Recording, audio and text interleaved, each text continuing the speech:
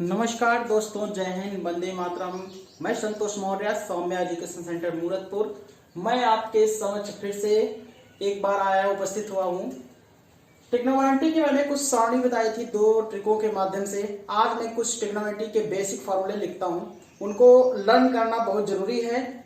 इसके बाद आज इस टॉपिक के बाद यानी जो संबंध बताएंगे, इस संबंध के बाद आपको चतुर्थांश पढ़ाएंगे, फिर आपको सिलेबस की तरफ लेकर चलेंगे। आज का वीडियो मैं यही बता रहा हूं आपको। देखिए, इसके लिए सबसे पहले जरूरी है ये फॉर्मूला याद रखिएगा, यल ए यल बटा के बटा के लाल बटे का इसको पढ़ते हैं। इनके लिए ये ट्राइंगल बताएंगे आपको। पहले लिखना है साइन थीटा, फिर लिखना है आपको cos theta, tan theta, cot theta, sec theta, cosec theta. ये 6 मान आपके होते हैं, इसी से निकाल लेते हैं। जब हम 3 मान जो ऊपर से चलेंगे तो आप पहली सीरीज रहेगी आपकी, ऐसे 3 मान लेकर के चलेंगे। इसके बाद में जब यह चलेगी, पहले 3 मान लिखने के बाद शुरुआत में 3 मान आप लिखेंगे। पहले यल बटा यानी लंब बटा कर्ण हो गया आपका, फिर दूसरा है आधार बटे कर्ण, तो यानी ए बटा के हो गया आपका, ठीक है। फिर लंब बटा आधार हो जाएगा, लंब बटा आधार हो जाएगा, यानी 3 मान आपके हम पहले लिख लिए हैं। फिर इसके बाद में हम पुनः उल्टा इनको ऊपर की तरफ लिखते हैं, तब 3 मान ये लिखेंगे आपके, यानी काट का क्या हो जाएगा, आधार बटा लंब। मैंने कहा था ऐसे, ठीक है, ऐसे ऊपर की तरफ चलेंगे, यानी कितना हो जाएगा, काट का हो जाएगा कितना, लंब बटा आधार हो जाएगा। फिर कर्ण बटा आधार है, कर्ण बटा आधार है, फिर कर्ण बटा लंब है, ये कर्ण बटा लंब हो गया ये आपका। फिर इनके बीच में हम ट्राइंगल बना करके आपको समझा दे रहे हैं, इनके बाद फॉर्मूला लिख देंगे। ये देखिए ट्राइंगल है आपके सामने, एक ट्राइंगल बनाया है, ए बी सी इनका कोई नाम दे दिया है। जिस कोण को निकालना होता है उस कोण के सामने भुजा लंब होती है। ज्यादातर ए और सी में ही ऐसा होता है। ये आपका लंब है, इसके लिए कोण ए के लिए ये आपका आधार है और ये आपका कर्ण है।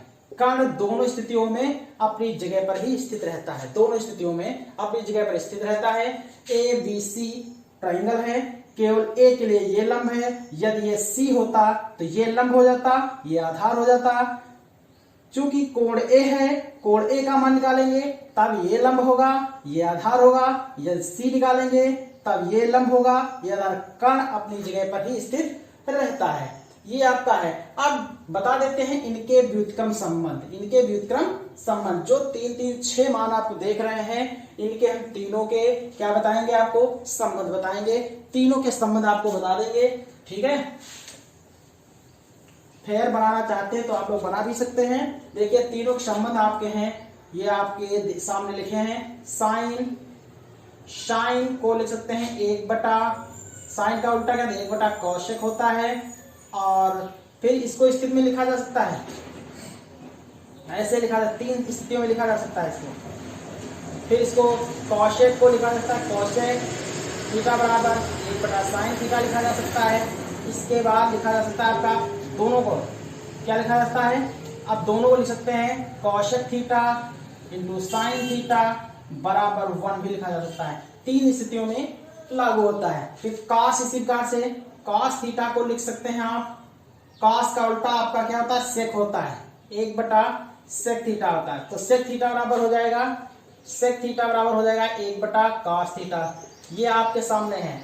आप फिर बचा शेष आपको बचा है आपका, देख लीजिएगा। ये आप देख रहे हैं जैसे ये है, तो इसको दोनों का मल्टीप्लिकेशन क्या होगा, सेक थीटा इंटू कितना, cos theta is equal to 1 हो जाएगा। ठीक इसी प्रकार ये हो जाएगा, आप देख सकते हैं।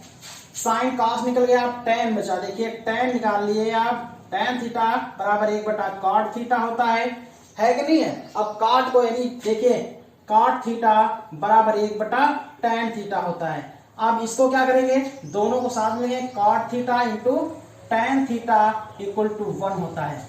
देख रहे हैं। अब ये तो हो गया बस 3, 1 2 3 ही है। तीनों के व्युत्क्रम संबंध मैंने आपको बता दिया।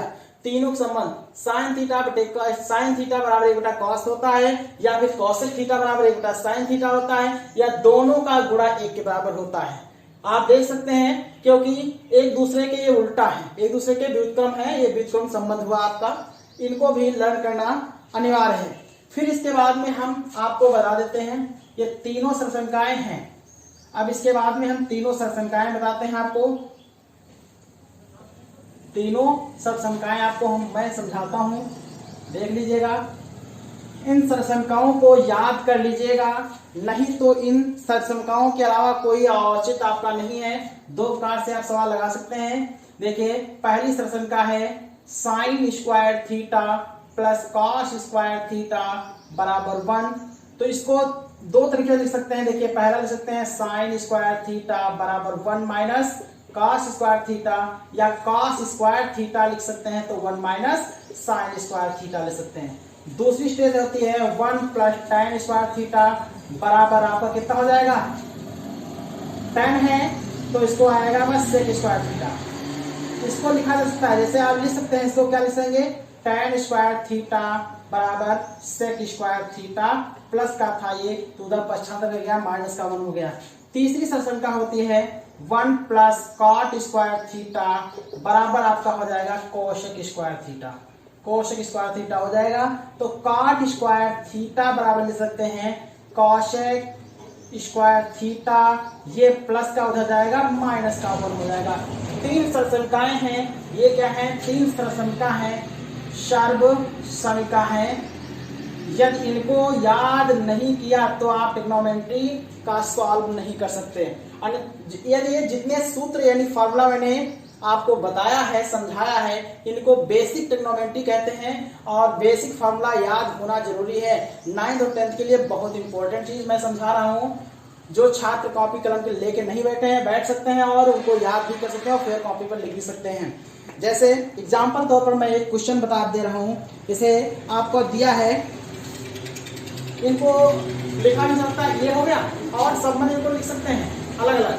अब देखिए इनका संबंध ऐसे भी लिखा जा सकता है, संबंध इनका संबंध लिखा जा सकता है। जैसे साइन है तो केवल साइन थीटा का मान निकालेंगे, तो यहाँ पर देखिए साइन थीटा है, ये स्क्वायर लगा है, जब स्क्वायर हटेगा तो ये अंडर रूट बन जाएगा 1 माइनस कॉस स्क्वायर थीटा हो जाएगा।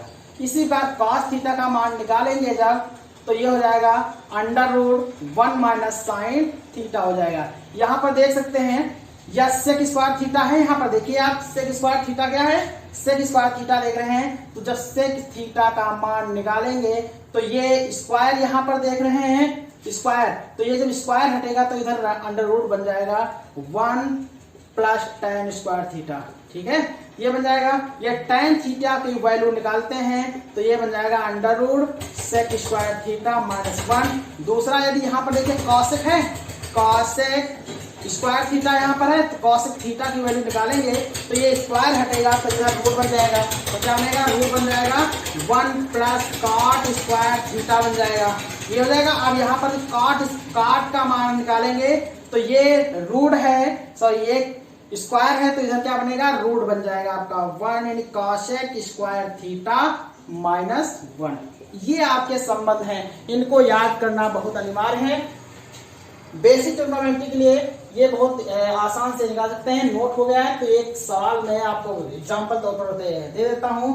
दोनों माध्यम से निकल सकता है, ट्रायंगल बना करके और सरसंख्या से भी लगाया जा सकता है। यदि आपका साइन थीटा, मैंने कहा था साइन थीटा की वैल्यू यदि दी है, साइन थीटा की वैल्यू दी है तो आप निकाल सकते हैं। साइन थीटा की वैल्यू दी है, साइन ए बराबर ये दिया है, देखिए यदि दिया है साइन ए बराबर 12/13 दिया है, साइन ए बराबर 12/13 दिया है, या 12/37 दिया है, या 5/12 दिया है। साइन बराबर 12/13 दिया है, या नहीं मान लेते हैं इसको 12/13 दिया, कोई बात नहीं है। तो साइन ए बराबर यहाँ पर क्या होता है, लंबटे कण होता है। तो ट्राइंगल बना लीजिएगा, ऐसे ट्राइंगल बना लीजिएगा ABC। अब देख लीजिए ए के लिए पूछा है तो अब इसके सामने लंब होगा, लंब कितना है 12 है तो 12 रख देंगे, 13 ये है 13 ये रख देंगे, लंबटे कण होना चाहिए, सॉरी ये 12 है तो 13 यहाँ पे देख लीजिए लंबटे कण है तो 13 हो जाएगी। अब आपको निकालना है आधार निकालना है। इसके लिए आपको करना क्या है, इसके लिए आपको करना है पाइथागोरस प्रमेय यूज कर लेना है। पाइथागोरस प्रमेय यूज कर लेना है। पाइथागोरस प्रमेय यूज कर लेना है। पाइथागोरस प्रमेय यूज करना है। ये होता है, क्या होता है, अब देखिए, यानी बड़ी भुजा दी है तो बड़ी भुजा के वर्ग से छोटी भुजा को हम घटाते हैं, तो तब तो ये मिलेगा ना। तो आपको निकालना है ए बी बराबर अंडर रूट, देखिए बड़ी भुजा का वर्ग शेष छोटी भुजाओं का वर्ग। आप बड़ी भुजा निकालना है तो छोटी भुजा के वर्ग से घटा दीजिए, ए सी का वर्ग माइनस बी सी का वर्ग। तो अब ए बी ये स्क्वायर था, हटेगा तो अंडर रूट में आएगा, तो क्या आएगा A C square minus B C square. A C का मान है आपका, ए सी का मान कितना है 13 का वर्ग माइनस 12 का वर्ग, ठीक है। तो 13 तरह में 169 और माइनस 12 पर हम 144 आपका हो गया। 9 से 4 गया 5 बचा, इधर बचा कितना 6 से 4 गया 2, 25 यानी 5 आ गया। कितना आ गया 5 आ गया। ये भैया मान 5 आ गई, यानी ये भुजा कितनी आ गई 5 आ गई। 5 भुजा जब आ गई तो आप क्या करेंगे, अब साइन ये है तो आप जिसके शेष सारे मान, जैसे कास का निकालना है, कास ए बराबर, तो कास ए आधार बटे कण है, यहाँ पे लिख देंगे ए बटा के। तो आधार कितना है यहाँ पर 5 है, बटे कण कितना है 13 है। tan की वैल्यू निकालते हैं, tan ए बराबर निकालते हैं, तो tan ए के लिए निकाल लेते हैं कितना, तो tan ए बराबर लंब बटा आधार है, लंब बटा आधार है। तो लंब कितना है इसमें 12 दिया है, देख लीजिए 12 दिया है। आधार कितना है यहाँ पर 5 है, 5 ले लीजिए। यदि यही मान बदल जाए, आपको सी के लिए कह दिया जाए, यदि कहा जाए आपके लिए tan सी की वैल्यू ज्ञात कीजिए, तो मैंने बताया है कि सी के लिए लंब ये होगा, पहले तो tan का मान लिख लीजिए, यल बटा ये अपनी जगह स्थिर रहता है, लंब बटा आधार, लंब बटा आधार हो गया। तो आप सी के लिए मैंने कहा था लंब ये हो जाएगा, आधार ये हो जाएगा, तो इसके लिए लंब ये हो जाएगा यानी 5 हो जाएगा और आधार कितना हो जाएगा 12 हो जाएगा, तब यही होगा। शेष इसी तरह से आप निकाल सकते हैं। कल जब आएंगे पढ़ाने के लिए तो हम नेक्स्ट टॉपिक आपको चतुर्थांश पढ़ाएंगे बहुत ही आसान तरीके से, शानदार ट्रिक से। धन्यवाद।